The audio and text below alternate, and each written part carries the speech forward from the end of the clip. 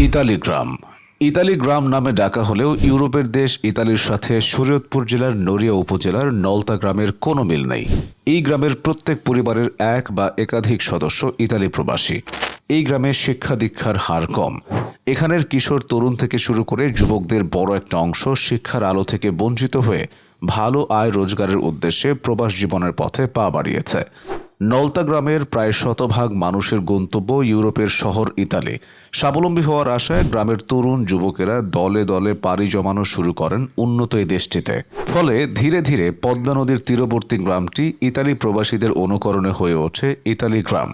বেশিরভাগ কর্মক্ষম মানুষের গন্তব্য ইতালি হওয়ার পর অনেকটা সচ্ছলতা ফিরে এসেছে নলতা গ্রামে, যে কারণে গ্রাম ছেড়ে প্রবাসে পাড়ি জমানোর হার কমার বদলে দিন দিন বৃদ্ধি পাচ্ছে।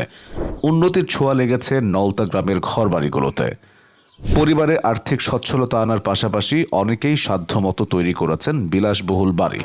একতলা থেকে শুরু করে 3 তলা পর্যন্ত সেসব বাড়িতে ফুটিয়ে তোলা হয়েছে আভিজাত্যের কারুকার্য। ইতালির আদলেই যেন উন্নতির ছোঁয়া লেগেছে এই গ্রামটিতে।